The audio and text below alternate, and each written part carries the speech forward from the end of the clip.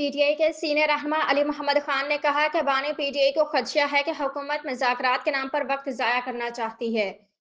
पाकिस्तान तहरीक इंसाफ के रहनुमा अली मोहम्मद ने कहा कि बानी पीटीआई कहते हैं मुज़ाकरात जब भी हों मायने खेज होने चाहिए। बानी पीटीआई पर जाली केसेस बनाए गए वो बाहर आए और मायने खेज मुज़ाकरात हों।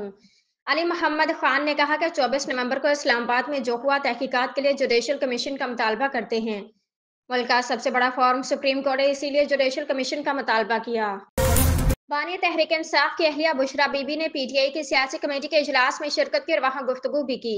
पीटीआई के मरकजी रहनुमा सलमान अकरम राजा ने एआरवाई न्यूज की खबर की तस्दीक कर दी है कि सलमान अकरम राजा से सवाल किया गया कि सियासी कमेटी के इजलास में क्या बुशरा बीबी ने कुछ सख्त बातें की आप पर और साहबजादा हामिद रजा पर तनकीद की। वाशिंगटन तर्जमान अमरीकी महकमा खारजा मैथ्यू मिलर ने कहा है कि हुकूमत पाकिस्तान को मुजाहिरीन के साथ एहतराम के साथ निपटना चाहिए।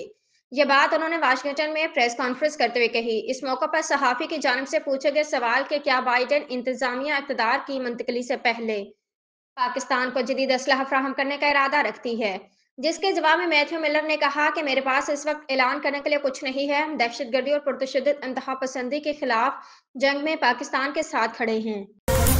वज़ीर आज़म के मशीर राना सनाउल्लाह ने कहा है कि मेरी ज़ाती राय है कि 9 मई के मुकदमात के फैसले 3 माह में हो जाने चाहिए। उन्होंने कहा कि जो गुनाहगार होते उन्हें सजा मिलती, जो बेगुनाह होते वो अब तक घर चले जाते।